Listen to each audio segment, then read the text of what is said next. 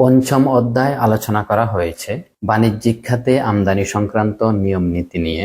এখানে মূলত আলোচনা করা হয়েছে বাণিজ্যিক পণ্যগুলো আমদানি করার বিধানগুলো কেমন হবে, বাণিজ্যিক ভিত্তিতে শিল্প খাতের কোন কোন কাঁচামালগুলো আমদানি করা যাবে, ক্যাপিটাল মেশিনারিজগুলো কিভাবে আমদানি করা যাবে, মানুষের খাদ্য দ্রব্যাদি আমদানির প্রক্রিয়াগুলো কেমন হবে, দুগ্ধ এবং দুগ্ধজাত পণ্যগুলো আমদানির প্রক্রিয়া কেমন হবে, প্রসেস ফুড এবং প্রিজারভেটিভ পণ্যগুলো কিভাবে আমদানি করতে হবে, অ্যানিমেল ফুড কিভাবে আমদানি করতে হবে, এ জাতীয় অনেকগুলো নিয়মনীতি এই অধ্যায় দেওয়া আছে।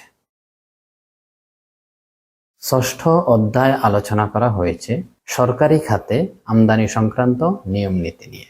এখানে মূলত আলোচনা করা হয়েছে সরকারি খাতের আমদানিকারকগণ কিভাবে আমদানি করতে পারবেন। সারা দেশব্যাপী বিভিন্ন ধরনের সরকারি শিল্প প্রতিষ্ঠান আছে, তারা কিভাবে আমদানি করতে পারবে, সরকারি যেসব অধিদপ্তর আছে তাদের আমদানির প্রক্রিয়াগুলো কেমন হবে। এছাড়াও আলোচনা করা হয়েছে সরকারি খাতের সবচেয়ে বড় আমদানিকারক টিসিবি অর্থাৎ ট্রেডিং কর্পোরেশন অফ বাংলাদেশ, তারা কিভাবে আমদানি করতে পারে। এই জাতীয় সকল বিষয় নিয়ে এই অধ্যায় আলোচনা করা হয়েছে।